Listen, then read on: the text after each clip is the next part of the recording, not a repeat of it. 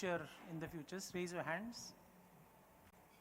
So about 10 hands in this audience. I think that pretty much summarizes why all of you are here on a Sunday morning. You first need to identify in these 4 segments where you are at present. Most of you will be in the bottom right, respected but static. All of you have good practices, have money in your bank account, have come to a stage of stability in your professional practice and want to take the next leap. And this is where you are. These are the common fallacies that every nursing home owner has. My hospital is full. I see 80, 100 patients in the OPD every day. Long stay, I keep my patients till they're completely well. Long stay patients are good, they're not. They're losing money after the first 2 days. Nursing homes have a future. I can be a single man army and partnerships are dangerous. I want to be alone because झगड़े होते हैं, split up होते हैं, इसका ऐसा हो गया, उसका ऐसा experience था. So these are some of the important fallacies. So like Raj, I'm a passionate GI surgeon, also an entrepreneur. I currently have 650 employees, but this is like a trout fish. A trout fish is always swimming upstream. It never runs down a stream. So to be a successful entrepreneur and a doctor, you need to the earlier part of a career or later in career like Raj has shown, continuously swim upstream. This is extremely important. When I took my first bank loan, nobody would finance me because I'd come back from England. My parents had both died when I was 14 and 16. We had no financial cushion. I had some money I had brought back from England, 15 lakh rupees, and nobody would give me a loan. What nobody taught me during my fellowship, my PhD or my MS in KEM was entrepreneurship, financial literacy. I went to a bank called SIDBI, it's a government bank, for a green shoe, and I realized I could not read a balance sheet, and I was almost embarrassed. Sitting in front of the general manager, he asked me EBITDAs, ROIs, ROC, and nothing. So the first thing I want to tell you is money is not a dirty word. If you want to have a successful professional practice, you need to have a large establishment which backs you. My philosophy in life, which I derived over time, is that why will you do better than a corporate if a good doctor is leading the team? Because good medicine can be good business, but a purely good business is rarely good medicine. So if you remain only focused on top line and bottom line, you're really going to have credibility and success in the market. So to be an entrepreneur, you first need to be delusional. You need to have a risk-taking ability, number one. You need to come out of your comfort zone. The fact that all of you are here on a Sunday morning points to the fact that you want to learn and define things that you don't have. And unless you come into the growth zone and take that risk, you're never going to make it. Gone are the times 25 years ago. I think I travel extensively in Maharashtra, every taluka level place. I come from a small town called Pandharpur in western Maharashtra, and that is a taluka place, and it has 3 cath labs in it. It has 3 DNB cardiologies. It's got 1 DNB gastroenterology there. So there's no place in India which is not saturated. So what are you bringing to the table which others don't have? And this is what the plan is. It will be a straight. It isn't. You got a lot of problems that are going to come, and there are many alligators trying to drag you down in your journey. So you need to be very careful. I believe India is on the cusp of a huge growth potential. I think we have a large middle class which is growing rapidly, and they're willing to pay for healthcare services. ठीक है, negotiate करेंगे, discount मांगेंगे, but that is there. We are seeing what is called, I think, is the premiumization of the Indian economy. Look at the business class occupancies. Look at Taj Hotels. Look at Zerodha. Look at Grow. See the number of subscribers they're adding. Even in B and C grade towns, there is a large middle class who will pay for healthcare if they perceive value. And that last part is important. आज तुम 300 रुपया देके Starbuck में coffee पीते भी है ना, बाहर 60 रुपये में भी पीते हैं. Problem is you must perceive value in paying 300 rupees in Zerodha. So this is a good time to be in healthcare with certain riders, which I'm going to tell you. So this is the 3 types of people that you want to be, and I would strongly recommend that you should be in the second segment of the market, which is 75 to 200 beds. Like HCG, Manata, KIMS. So this is the most profitable business model. Either you should be a 5 or 8 bed boutique hospital doing only IVF, only ophthalmology, something like only endoscopy, or you should be 150, 200 beds. My personal belief is having a 400, 500, 600 bed hospital doesn't make a lot of money because margins shrink. But that is a matter of conjecture. Now, if you see I got this from HDFC Bank, looking at their NPAs for hospitals, non-performing assets. I think 10 years ago, no bank ever lost money on hospitals and they would fund any project that came to them. But 25 to 35% of new independent hospitals fail in the first 5 years of existence. I think Mr. Yadav and Raj have pointed out something, but we tend to be over-optimistic about projections. We don't have money for working capital. We don't have black swan events. Our second hospital started, and within 4 months, we had COVID. Nobody had thought that there'll be a black swan event like COVID when our revenues will go down, our costs will go up. But this is something that needs contingency planning. You need to see where you are on the journey, and the first phase is the most important, which is what I call the survival phase. It generally takes between 2 and 3 years to come to a EBITDA neutral model. You never make money in those first 2 years. You must have working capital. Your biggest threat is cash flow crisis. At one time, I think in about 18 months from when I started my second hospital, we now have 3 hospitals of 100 beds each. We are adding another 100 beds by this December. We had come to a stage where I was paying out 1 crore 18 lakhs every month, only for salaries, electricity, and another 70 lakhs as EMI to the bank. So 2 crores was the basic payout. After that, you make money. So you got to sustain that for the first 36 months. It depends on what scale of project you're looking at, but खिसे में चाराना है तो 1 रुपये का बात मत करो. अपनी ताकत क्या है? मैं अकेला महाराष्ट्रियन आदमी हूँ. मेरे पास आप जैसे लोगों का backing नहीं है. I don't come from a business family. My parents died before I was 16, so I have to do what I am on my own. So this is extremely important you understand. How many of you in your nursing homes track occupancy, the average revenue per operational bed or average length of stay? Can somebody put up your hands? Again, about 5 hands. That is abysmal. Average length of stay is extremely important because my average length of stay across 300 beds is 4.3. The longer your length of stay, less money you're making. So we have, to reduce this, developed a hub and spoke model with a number of surgeons and physicians in our area. We tell them, तुम्हारे पास grade 3 ऐसे risk patient operate करना है, mesenteric vascular thrombosis, हमारे पास लेके आओ. तुम ही operate करो, हम साथ में करेंगे. We'll keep him in ICU, ventilate him, dialyze him. एक बार ICU से बाहर shift होता है, go back to your nursing home. तो तुम्हारा patient तुम्हारे पास रहेगा, इधर आके तुम charges लो, मैं भी charge. That is good for me. Because money is made in my hospital when the patient is in ICU, he's on dialysis, he's on ventilator, he's getting a CT, he's getting higher antibiotics. When he's in the ward getting physiotherapy and getting mobilized on a full diet, hospital makes no money. You also want to look at your revenue per operational bed. In my case, it's about 49,000. I am aspiring to 53,000. Basically, per bed, आपको कितना पैसा मिलता है? So what is the importance of that? When we increased our beds, we looked at departments that would give us a lot of revenue in a short time. Means what? Laparoscopic surgery, robotic surgery, knee replacement, arthroscopy, short interventional cardiology procedures, lot of consumable usage, lot of stent usage. I don't want malaria, dengue, flu, diarrhea in my hospital. मेरे पास जिस time 70% से कम occupancy होता है तो ही हम ये patient लेते हैं. Otherwise we tell them we don't have a bed. We would prefer to keep our beds for these kind of patients. This is the thinking that you must have.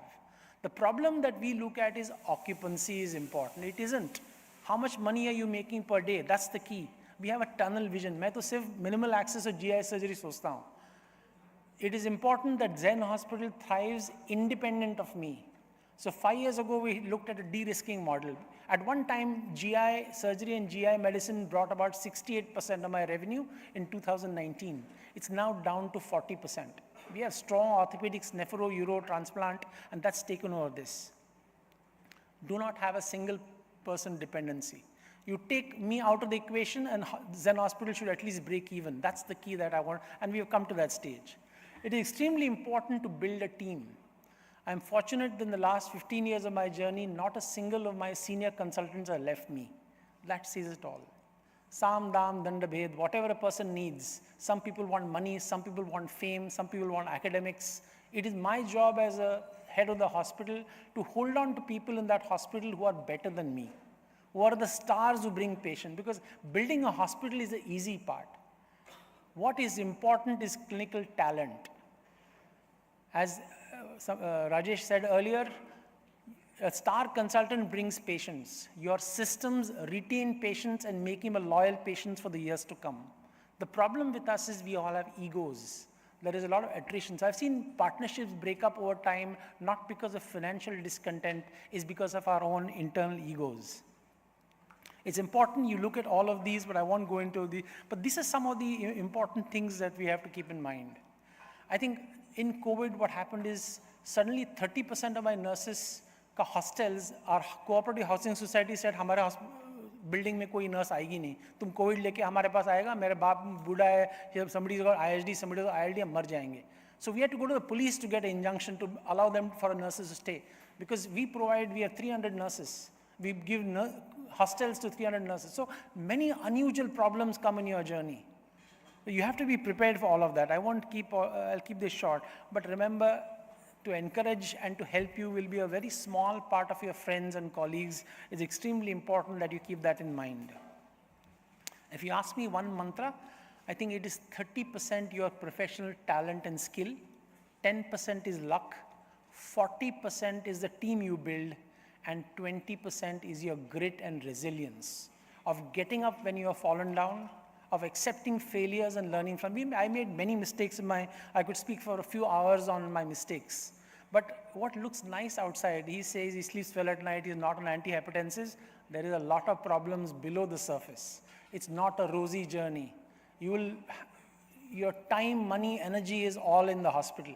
Your conversations at breakfast table, dinner table, on vacations. I was in Iceland 2 weeks ago, and I was on the phone doing some firefighting about some irate patient. Hiring people and retaining people is probably the most important.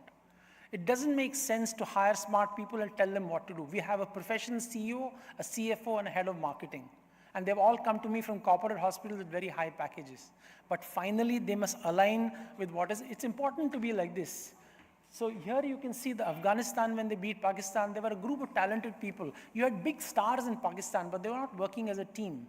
We don't want people to work in their individual right as stars. We want them to work together to build brands in. That to me is important. And I have many senior people with me. I have Dr. Mathur, Dr. Supe, both of whom are my teachers in KM. Madam Gore was there. There were 3 of them have been HODs of GI surgery and general surgery. But how do I hold them? The important thing is to avoid attrition, is to drop your ego. Learn to say, I made a mistake, and take advice. I take advice even from my biomedical engineer, from marketing person, from anybody. Yesterday I went to see Sid's hospital with Pankaj's team, and Dhaval kindly took me around. There's so many things to learn from every hospital and every team I go. I've realized one thing, the people who speak the most, who boast the most, have generally the least knowledge. The really humble people are the ones who don't speak much, and they're usually the most successful people. That is something important. The second thing is, the DNA of your hospital is defined in the first 1 year of existence. When you are under the maximum financial pressure, that's when your EMI is biting you. That's the time. See, none of us are black and white. We are all shades of gray. If anybody in this audience says, I am Vishnu, it's false. हम सब चोरी करते हैं in various degrees of chori, if you like. We are all shades of gray. What is important is you draw a line in the sand where you are. So I will not let any consultant in my hospital do an unnecessary surgery, bill for a wrong implant, do something that is wrong. And sometimes you have to be ruthless. I have had friends of mine in my hospital who have found doing unethical work, and I have fired them at 24 hours notice. So if you want to make people happy, don't be a leader, sell ice cream. So I had to fire an orthopedic surgeon who was misbilling for implants, using Indian implant and billing for an AOA implant. So these things where integrity is in question, where credibility is in question, there is no negotiation. 24 hours and you're out, and I make the world know about it. I made sure every member of my staff knew about it. So these are the 4 kinds of hospital management that you can do. The Rama type is impossible. You can't survive in India by doing the Rama type of. The second type is the Duryodhan type. कि मैं तो चोरी नहीं करूँगा लेकिन मेरे आजू बाजू के लोग चोरी करेंगे तो चलेगा, रेवेन्यू बढ़ रहा है, हॉस्पिटल प्रॉफिटेबल है। तीसरा तो रावण है, मैं भी चोरी करूँ, तुम भी चोरी करो, सब लोग पैसा कमाते हैं। So my thought is become like Krishna, no what is happening around you. Don't try and say that I am the only clean man in the world, I do the maximum academics. ऐसा कभी होता नहीं है. Let's face it, to be survive in the world, that doesn't happen. What is not possible, and I said, I am repeating, the DNA of you can't say कि मैं 2-4 साल के लिए कुछ ये करूँगा फिर बंद कर दूँगा when I am financially comfortable. That never happens. तुम्हारा एक बार reputation और credibility is at stake, you're dead. तुम हर 6-5 साल से city नहीं बदलोगे, एक ही जगह रहोगे. So do not compromise quality for margins. In fact, I don't want a consultant who brings me high revenue, even in my early days, if he is doing something wrong. It's important to have feedback loops. The second thing is, don't bother what your competition is doing. Be bothered about what you are doing. Compete with yourself. I am surrounded with corporates. I have Lilavati, Fortis, Hinduja, bigger players with deeper pockets, and we have consistently had more than 90% occupancy with 300 beds. As I tell my team, it is customer obsession. You don't watch, so I only do minimal amount of admin, but every Saturday for 2 hours, I spend time on seeing negative feedbacks. I'm not bothered about positive feedback. I want to know what's wrong. I want to know the customer journey. When he leaves my OPD after I convince him for surgery, he goes for an estimate, then he goes for a PSC, then he goes to TPA. It takes 4 hours. So we worked out systems where this could be shortened. See, having a clean hospital and good medical service is a given. सब लोग करते हैं. तुम्हारे में क्या अलग है? So look at the customer journey or satisfaction. That's the important. Invest long term.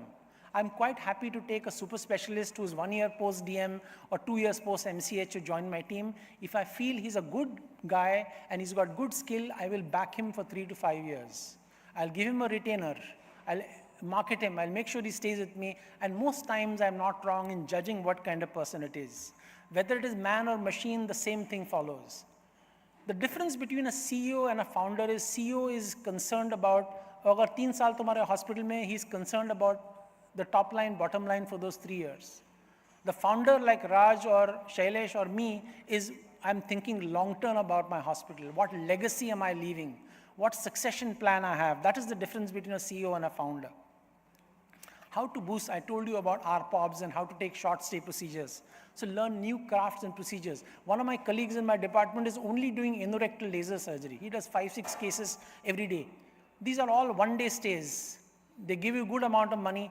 Patients are usually happy. It's a direct practice. Try and get more from insurance. Understand what the grading of insurance is. In Mumbai, they have a criteria that if you have a blood storage unit, a cath lab, MR, CT, you get certain points. So if you see my hospital, my ambience is very basic. मैंने 2x2 का मोरबी से tile लिया है, सबसे सस्ता. But I have a G, CT, MR, high end. I have a high end cath lab. तो मेरे को one of my Gujarati business friends, तुम मराठी लोग अक्ल नहीं है. तुम कंसल्टिंग रूम में जरा वुड पैनलिंग बनाओ, चिकनी लड़की को सामने बिठाओ, कौन देखने वाला है तुम्हारा आईसीयू और OT? But that is anathema to what I think. I think medical service with ambience is required. So have a decent ambience, but don't go overboard on that. To me, marketing is not the DM meeting. DM meetings is daru murga. GP को दारू पिलाओ, खाना खिलाओ, पैसा दो. This is not marketing. ये short term thinking है. कल और कोई ज़्यादा पैसा देगा और दारू पिलाएगा. ये तुम कभी लंबा नहीं जाने वाला है इसमें. There is something called the Pareto principle. You analyze your practice. You will find that 80% of your money comes from time that hardly 50% of time is spent on that. Look at, in my case, it was cataract surgery. I realized that our 2 ophthalmologists do almost 25 cataracts a week and we are giving them very limited time and support. So analyze that. Problem is, मैं तो सिर्फ GI surgery सोचता हूँ. I don't look at what other departments are contributing. This is extremely important. This is, you must keep. Finally, I think some mistakes I've made is, I had a CABG done 4 years ago, which made me have a rethink about life. I still work 15 hours a day, but what I've realized is you must have priorities are different.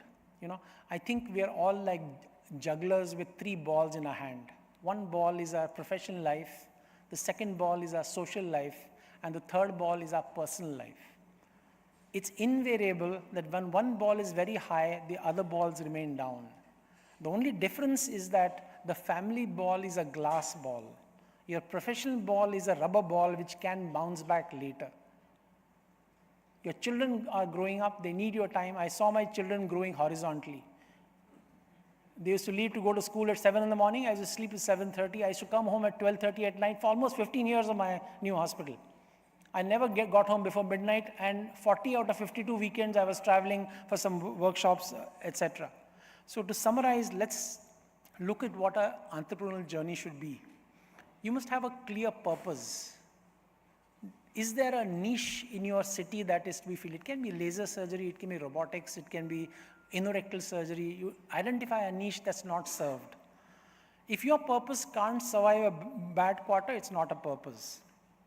Do not let your admin encroach into your clinical time. If I get bothered in my list, we do 25 cases a day, 3 days a week. I see about 100 to 120 patients every day.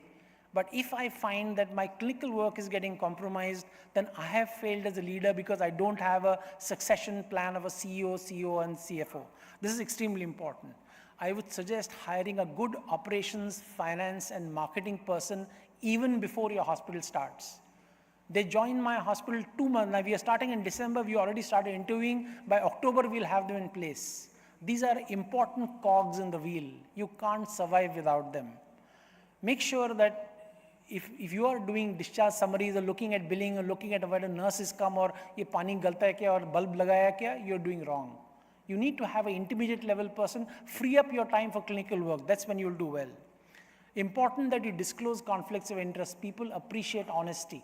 So I am also an investor in a large PET scanner nuclear imaging thing. I always tell patients,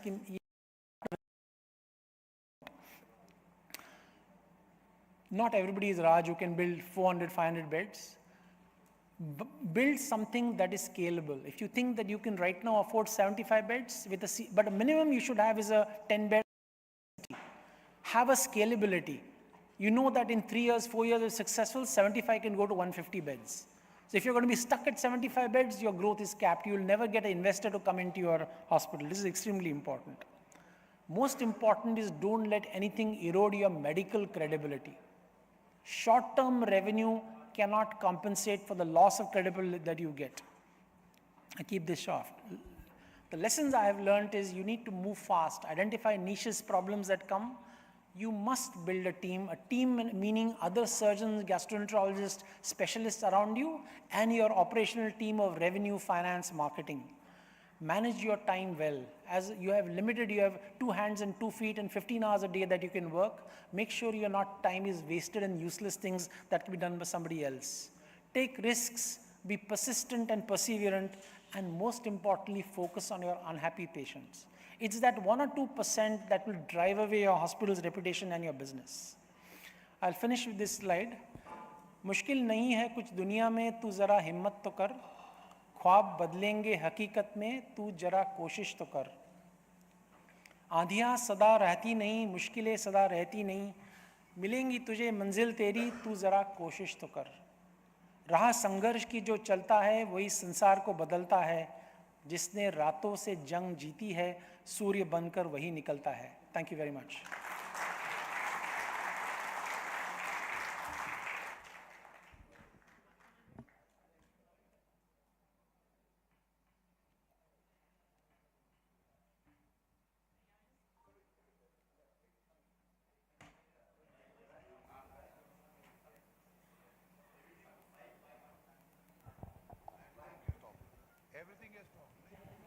Hello. Yeah. Once again, great talk.